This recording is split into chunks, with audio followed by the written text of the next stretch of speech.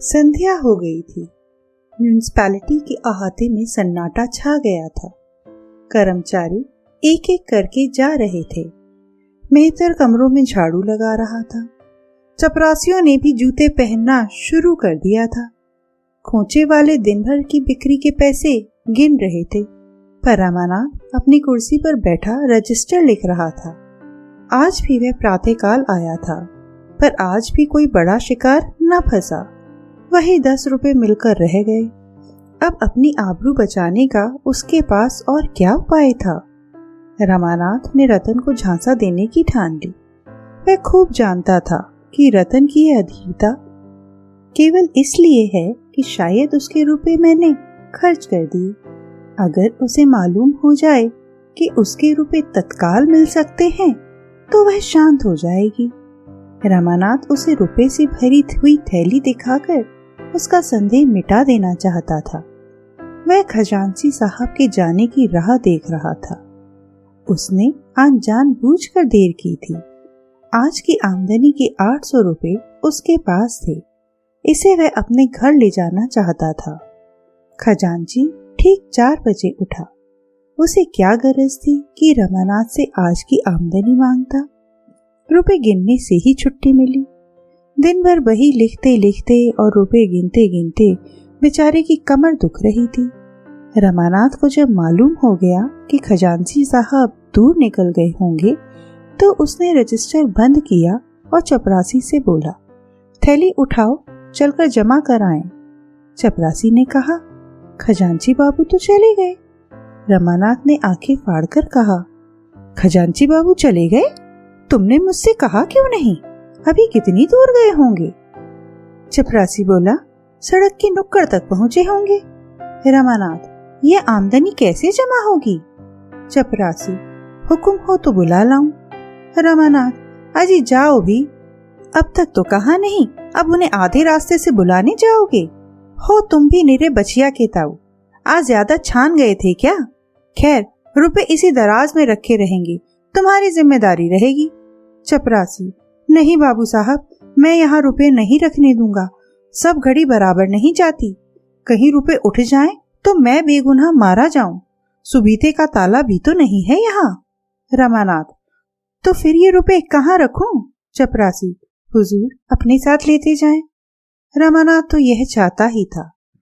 एक इक्का मंगवाया, उस पर रुपयों की थैली रखी और घर चला। सोचता जाता था, अगर रतन भपकी में आ गई तो क्या पूछना, कह दूंगा 2 ही 4 दिन की कसर है। रुपए सामने देखकर उसे तसल्ली हो जाएगी। जालपा ने थैली देखकर पूछा, क्या कंगन ना मिला? रमानाथ, अभी तैयार नहीं था। मैंने समझा रुपए लेता चलूं, जिसमें उन्हें तस्कीन हो जाए।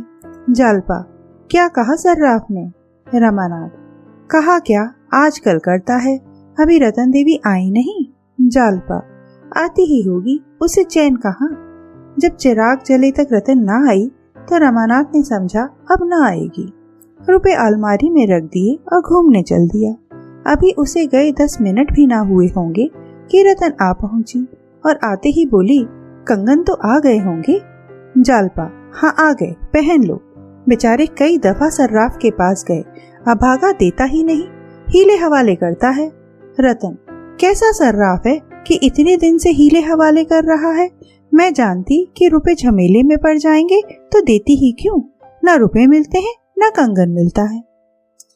रतन ने ये बात कुछ ऐसे अविश्वास के भाव से कही कि जालपा जल उठी। गर्व से बोली, आपके रुपए रखे हुए हैं, जब चाहिए ले जाइए। अपने बस की बात तो है नहीं, आखिर जब सर्राफ देगा तभी तो लाएंगे। रतन, कुछ वादा करता है, कब तक देगा? जालपा, उसके वादों का क्या ठीक, सैकड़ों वादे तो कर चुका है।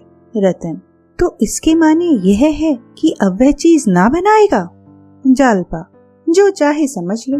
रतन, तो मेरे रुपए ही दे दो, बाज आई ऐसे कंगन से। जालपा झमक कर उठी, अलमारी से थैली निकाली और रतन के सामने पटक कर बोली, ये आपके रुपए रखे हैं, ले जाइए। वास्तव में रतन की अधीरता का कारण वही था जो रमानाथ ने समझा था। उसे भ्रम हो रहा था कि इन लोगों ने मेरे रुपए खर्च कर डाले, इसलिए वह बार बार कंगन का तकाजा करती थी। रुपए देखकर उसका भ्रम शांत हो गया। कुछ लज्जित होकर बोली, अगर 2-4 दिन में देने का वादा करता हो तो रुपए रहने दो। जालपा, मुझे तो आशा नहीं है कि इतनी जल्द दे दे। जब चीज तैयार हो जाएगी तो रुपए मांग लिए जाएंगे। रतन, क्या जाने उस वक्त मेरे पास रुपए रहें या ना रहें। रुपए आते तो दिखाई देते हैं, जाते नहीं दिखाई देते। ना जाने किस तरह उड़ जाते हैं। अपने ही पास रख लो तो क्या बुरा। जालपा, तो यहाँ भी तो वही हाल है। फिर पराई रकम घर में रखना जोखिम की बात भी तो है। कोई गोलमाल हो जाए तो व्यर्थ का दंड देना पड़े। मेरे ब्याह के चौथे ही दिन मेरे सारे गहने चोरी चले गए। हम लोग जागते ही रहे, पर ना जाने कब आंख लग गई और चोरों ने अपना काम कर लिया। 10,000 की चपत पड़ गई। कहीं वही दुर्घटना फिर हो जाए तो कहीं के ना रहे। रतन, अच्छी बात है, मैं रुपए लिए जाती हूँ, मगर देखना निश्चिंत ना हो जाना। बाबूजी से कह देना सर्राफ का पिंड ना छोड़े। रतन चली गई। जालपा खुश थी कि सिर से बोझ टला। बहुधा हमारे जीवन पर उन्हीं के हाथों कठोरतम आघात होता है जो हमारे सच्चे हितैषी होते हैं। रमानाथ कोई 9 बजे घूम कर लौटा। जालपा रसोई बना रही थी। उसे देखते ही बोली, रतन आई थी, मैंने उसके सब रुपए दे दिए। रमानाथ के पैरों के नीचे से मिट्टी खिसक गई। आंखें फैलकर माथे पर जा पहुंची। घबरा कर बोला, क्या कहा? रतन को रुपए दे दिए? तुमसे किसने कहा था कि उसे रुपए दे देना? जालपा, उसी के रुपए तो तुमने लाकर रखे थे। तुम खुद उसका इंतजार करते रहे। तुम्हारे जाते ही वह आई और कंगन मांगने लगी। मैंने झल्लाकर उसके रुपए फेंक दिए। रमानाथ ने सावधान होकर कहा, उसने रुपए मांगे तो न थे।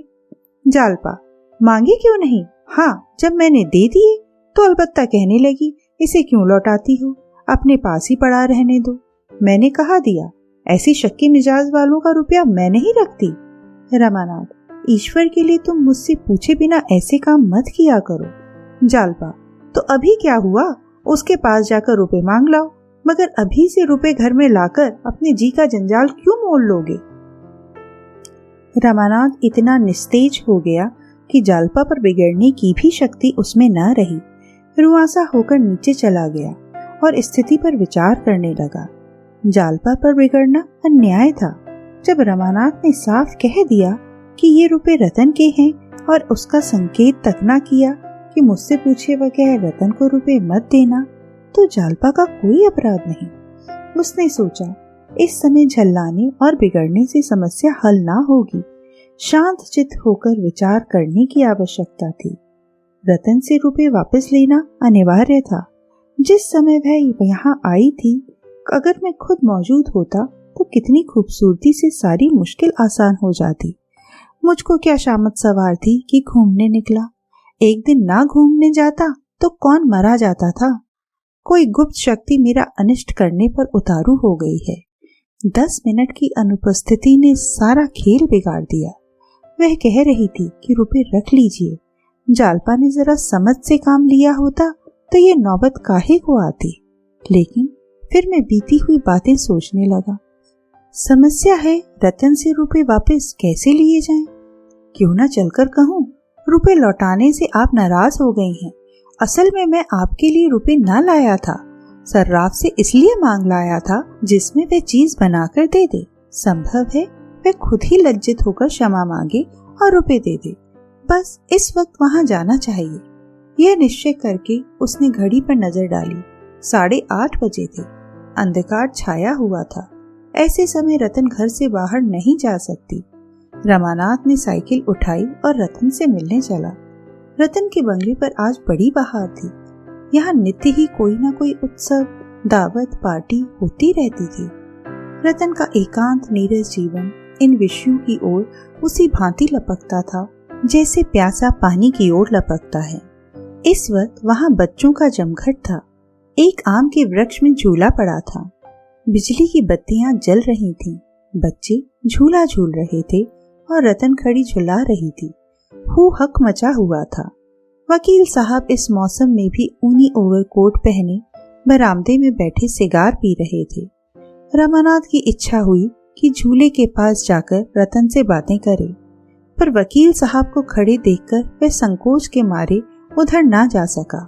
वकील साहब ने उसे देखते ही हाथ बढ़ा दिया और बोले, आओ रमानाथ बाबू, कहो तुम्हारे म्युनिसिपल बोर्ड की क्या खबरें हैं? रमानाथ ने कुर्सी पर बैठते हुए कहा, कोई नई बात तो नहीं हुई। वकील, आपके बोर्ड में लड़कियों की अनिवार्य शिक्षा का प्रस्ताव कब पास होगा? और कई बोर्डों ने तो पास कर दिया। जब तक स्त्रियों को शिक्षा का काफी प्रचार ना होगा, हमारा कभी उद्धार ना होगा। आप तो यूरोप ना गए होंगे। ओह, क्या आजादी है, क्या दौलत है, क्या जीवन है, क्या उत्साह है। बस मालूम होता है यही स्वर्ग है। और स्त्रियां भी सचमुच देवियां हैं, इतनी हंसमुख, इतनी स्वच्छंद। यह सब स्त्री शिक्षा का प्रसाद है। रमानाथ ने समाचार पत्रों में इन देशों का आचरण तो थोड़ा बहुत हाल पढ़ा था। उसके आधार पर बोला, वहां स्त्रियों का आचरण तो बहुत अच्छा नहीं है। वकील, नॉनसेंस। अपने अपने देश की प्रथा है। आप एक युवती को किसी युवक के साथ एकांत में विचरते देखकर दांतों उंगली दबाते हैं। आपका अंतःकरण इतना मलिन हो गया है कि स्त्री पुरुष को एक जगह देखकर आप संधि किए बिना रह नहीं सकते। पर जहाँ लड़के और लड़कियां एक साथ शिक्षा पाते हैं, वहाँ यह जाति भेद बहुत महत्व की वस्तु नहीं रह जाती। आपस में स्नेह और सहानुभूति की इतनी बातें पैदा हो जाती हैं कि कामुकता का अंश बहुत थोड़ा रह जाता है। यह समझ लीजिए कि जिस देश में स्त्रियों की जितनी अधिक स्वाधीनता है, वह देश उतना ही सभ्य है। स्त्रियों को कैद में, पर्दे में या पुरुषों से कोसों दूर रखने का तात्पर्य यही निकलता है कि आपके यहाँ जनता इतनी आचार भ्रष्ट है कि स्त्रियों का अपमान करने में जरा भी संकोच नहीं करती। युवकों के लिए राजनीति, धर्म, ललित कला, साहित्य, दर्शन, इतिहास, विज्ञान और हजारों ही ऐसे विषय हैं जिनके आधार पर वे युवतियों से गहरी दोस्ती पैदा कर सकते हैं।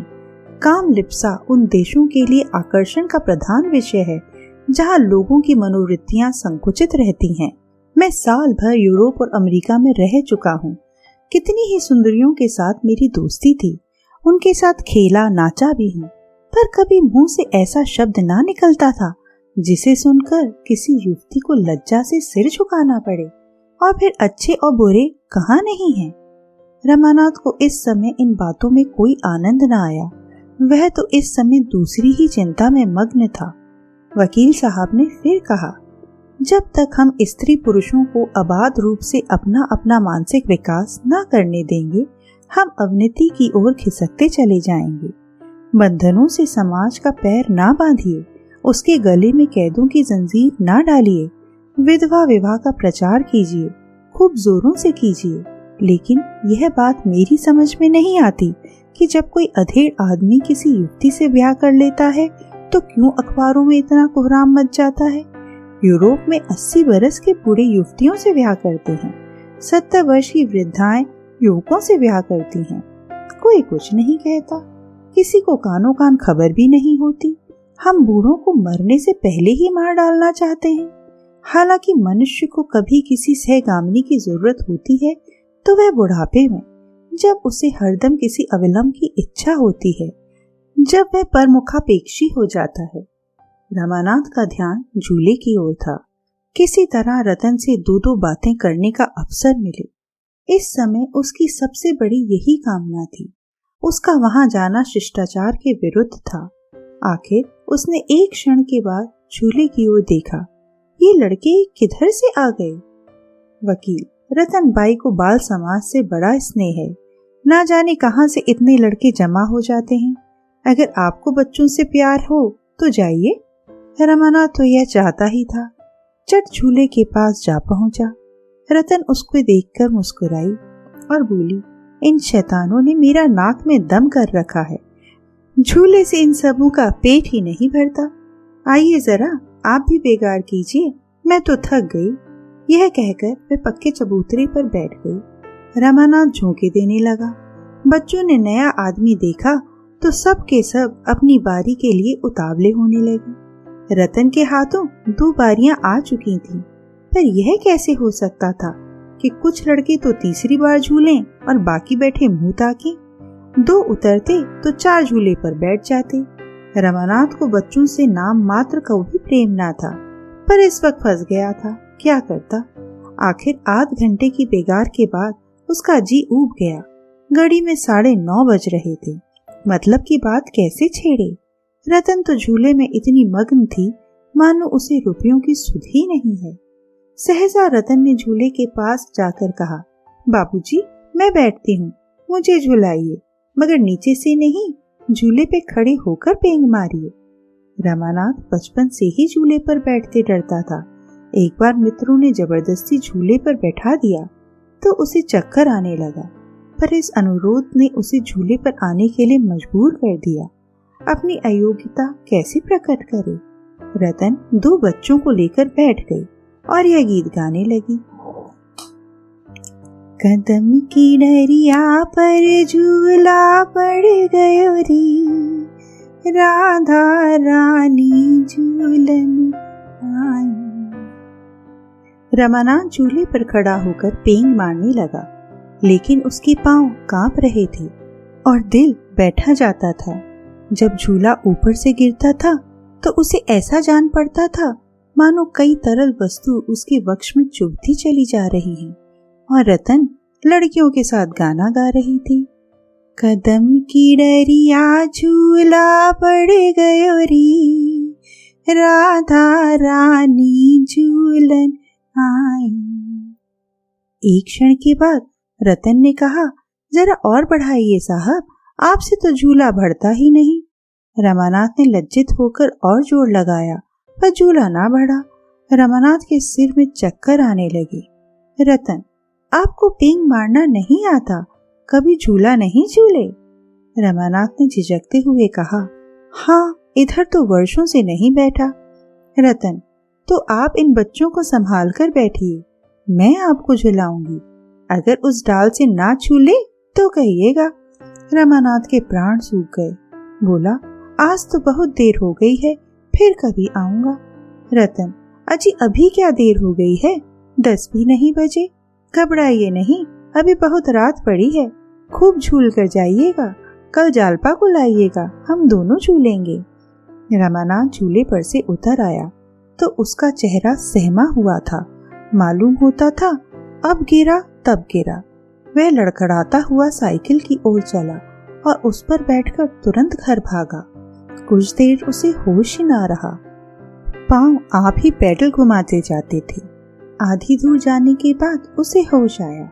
उसने साइकिल घुमा दी, कुछ दूर चला, फिर उतरकर सोचने लगा, आज संकोच में पड़कर कैसे बाजी हाथ से खोई।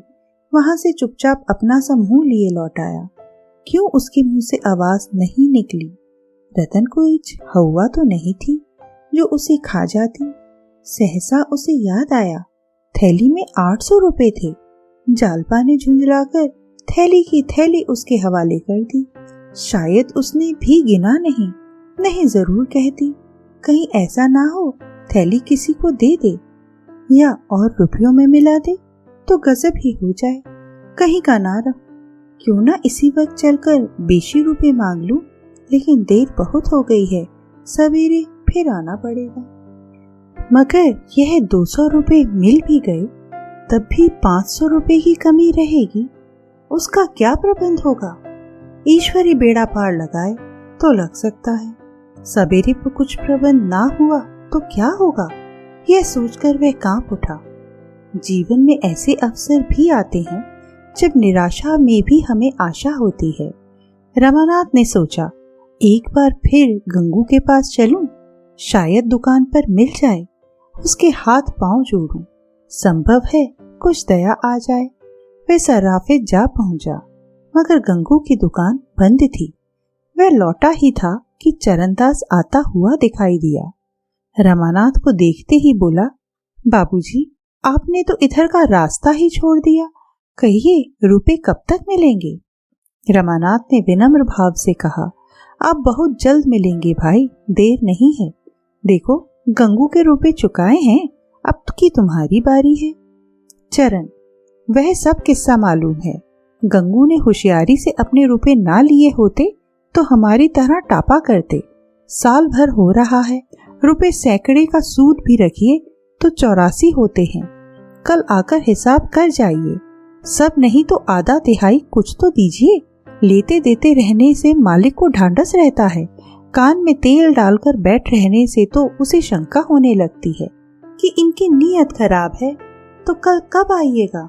रमानाथ, भाई कल मैं रुपए लेकर तो ना आ सकूंगा, यूं जब कहो तब चला आऊं। क्यों, इस वक्त अपने सेठ जी से 400-500 रुपए का बंदोबस्त ना करा दोगे? तुम्हारी मुट्ठी भी गरम कर दूंगा। चरण, कहाँ की बात लिए फिरते हो बाबूजी? सेठ जी एक कौड़ी तो देंगे नहीं। उन्होंने यही बहुत सलूक किया कि नालिश नहीं कर दी। आपके पीछे मुझे बातें सुननी पड़ती हैं, क्या बड़े मुंशी जी से कहना पड़ेगा? रमानाथ ने झल्ला कर कहा, तुम्हारा देनदार मैं हूँ, बड़े मुंशी नहीं है। मैं मर नहीं गया हूँ, घर छोड़कर भागा नहीं जाता हूँ। इतने अधीर क्यों हुए जाते हो? चरण, साल भर हुआ, एक कौड़ी नहीं मिली। अधीर ना हो तो क्या हो? कल कम से कम 200 की फिक्र कर रखिएगा। रमानाथ, मैंने कह दिया, मेरे पास अभी रुपए नहीं हैं। चरण, रोज गठरी काट काट कर रखते हो, उस पर कहते हो रुपए नहीं है। कल रुपए जुटा रखना, कल आदमी जाएगा जरूर। रमानाथ ने उसका कोई जवाब ना दिया, आगे बढ़ा। इधर आया था कि कुछ काम निकलेगा, उल्टे तकाजा सहना पड़ा। कहीं दुष्ट सचमुच बाबूजी के पास तकाजा ना भेज दे, आग ही हो जाएंगे। जालपा भी समझेगी कैसा लबाड़िया आदमी है। इस समय रमानाथ की आंखों से आंसू तो ना निकलते थे, पर उसका एक एक रोआ रो रहा था। जालपा से अपनी असली हालत छिपाकर उसने कितनी भारी भूल की। वह समझदार औरत है, अगर उसे मालूम हो जाता कि मेरे घर में भूंजी भांग भी नहीं है तो वह मुझे कभी उधार गहने ना लेने देती। उसने तो कभी अपने मुंह से कुछ नहीं कहा। मैं ही अपनी शान जमाने के लिए मरा जा रहा था। इतना बड़ा बोझ सिर पर लेकर भी मैंने क्यों किफायत से काम नहीं लिया? मुझे एक एक पैसा दांतों से पकड़ना चाहिए था।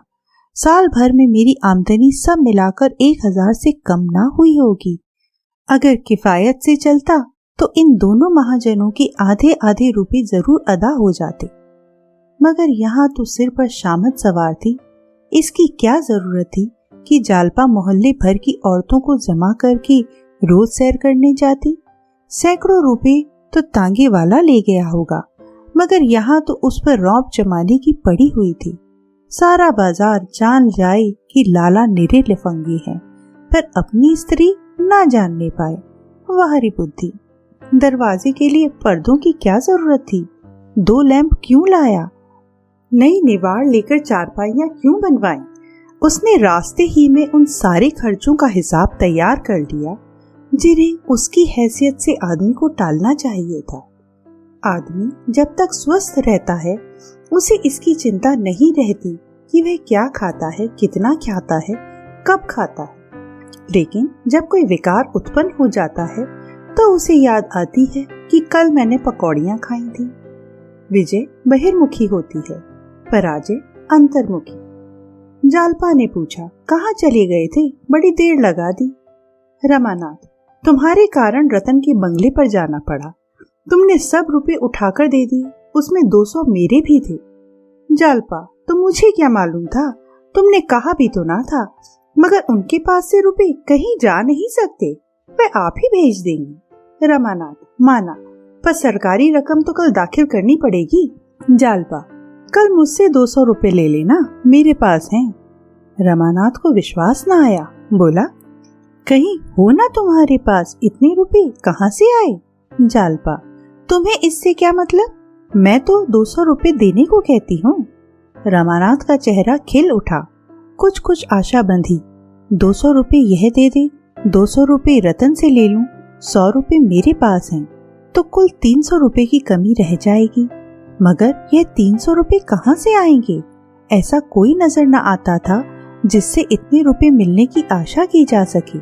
हाँ, अगर रतन सब रुपए दे दे तो बिगड़ी बात बन जाए। आशा का यही एक आधार रह गया था। जब वह खाना खाकर लेटा तो जालपा ने कहा, आज किस सोच में पड़े हो? रमानाथ, सोच किस बात की? क्या मैं उदास हूँ? जालपा, हाँ, किसी चिंता में पड़े हुए हो। मगर मुझसे बताते नहीं हो। रमानाथ, ऐसी कोई बात होती तो तुमसे छिपाता। जालपा, वाह, तुम अपने दिल की बात मुझसे क्यों कहोगी? ऋषियों की आज्ञा नहीं है। रमानाथ, मैं उन ऋषियों के भक्तों में नहीं हूँ। जालपा, वह तो तब मालूम होता जब मैं तुम्हारे हृदय में बैठकर देखती। रमानाथ, वहां तुम अपनी ही प्रतिमा देखती। रात को जालपा ने एक भयंकर स्वप्न देखा। वह चिल्ला पड़ी। रमानाथ ने चौंक कर पूछा, क्या है जालपा, क्या स्वप्न देख रही हो? जालपा ने इधर उधर घबराई हुई आंखों से देखकर कहा, बड़ी संकट में जान पड़ी थी, ना जाने कैसा सपना देख रही थी। रमानाथ, क्या देखा? जालपा, क्या बताऊं, कुछ कहा नहीं जाता। देखती थी तुम्हें कई सिपाही पकड़े लिए जा रहे हैं। कितना भयंकर रूप था उनका। रमानाथ का खून सूख गया। 2-4 दिन पहले इस स्वप्न को उसने हंसी में उड़ा दिया होता। इस समय वह अपने को सशंकित होने से ना रोक सका, पर बाहर से हंसकर बोला, तुमने सिपाहियों से पूछा नहीं इन्हें क्यों पकड़े लिए जाते हो? जालपा, तुम्हें हंसी सूझ रही है और मेरा हृदय कांप रहा है। थोड़ी देर बाद रमानाथ ने नींद में बकना शुरू कर दिया। अम्मा, कहे देता हूँ, फिर मेरा मुंह ना देखोगी, मैं डूब मरूंगा। जालपा को अभी तक नींद ना आई थी। भयभीत होकर उसने रमानाथ को जोर से हिलाया और बोली, मुझे तो हंसते थे और खुद बकने लगे, सुनकर रोए खड़े हो गए। स्वप्न देखते थे क्या? रमानाथ ने लज्जित होकर कहा, हाँ जी, ना जाने क्या देख रहा था, कुछ याद नहीं। जालपा ने पूछा, अम्मा जी को क्यों धमका रहे थे? सच बताओ, क्या देखते थे? रमानाथ ने सिर खुजलाते हुए कहा, कुछ याद नहीं आता, यूं ही बकने लगा हूँगा। जालपा, अच्छा तो करवट सोना, चित सोने से आदमी बकने लगता है। रमानाथ करवट पौड़ गया, पर ऐसा जान पड़ता था मानो चिंता और शंका दोनों आंखों में बैठी हुई निद्रा के आक्रमण से उनकी रक्षा कर रही हैं। जगते हुए 2 बज गए। सहसा जालपा उठी और सुराही से पानी उंडेलती हुई बोली, बड़ी प्यास लगी थी, क्या तुम अभी तक जाग ही रहे हो? रमानाथ, हाँ जी, नींद उचट गई है। मैं सोच रहा था तुम्हारे पास 200 रुपए कहाँ से आ गए, मुझे इसका आश्चर्य है। जालपा, ये रुपए मैं मायके से लाई थी, कुछ विदाई में मिले थे, कुछ पहले से रखे थे। रमानाथ, तब तो तुम रुपए जमा करने में बड़ी कुशल हो, यहाँ क्यों नहीं कुछ जमा किया? जालपा ने मुस्कुरा कर कहा, तुम्हें पाकर अब रुपए की परवाह नहीं रही। रमानाथ, अपने भाग्य को कोसती होगी। जालपा, भाग्य को क्यों कोसूं? भाग्य तो वह औरतें रोएं जिनका पति निखट्टू हो, शराबी हो, दुराचारी हो, रोगी हो, तानों से स्त्री को छेदता रहे, बात बात पर बिगड़े। पुरुष मन का हो तो स्त्री उसके साथ उपवास करके भी प्रसन्न रहेगी। रमानाथ ने विनोद भाव से कहा, मैं तुम्हारे मन का हूँ। जालपा ने प्रेम पूर्ण गर्व से कहा, मेरी जो आशा थी उससे तुम कहीं बढ़कर निकले। मेरी 3 सहेलियां हैं, एक का भी पति ऐसा नहीं। एक एमए है पर सदा रोगी, दूसरा विद्वान भी है और धनी भी पर वेश्यागामी, तीसरा घर घुस्सू है और बिल्कुल निखट्टू। रमानाथ का हृदय गदगद हो उठा। ऐसी प्रेम की मूर्ति और दया की देवी के साथ उसने कितना बड़ा विश्वासघात किया। इतना दुराव रखने पर भी जब इसे मुझसे इतना प्रेम है, तो मैं अगर उससे निष्कपट होकर रहता तो मेरा जीवन कितना आनंदमय होता।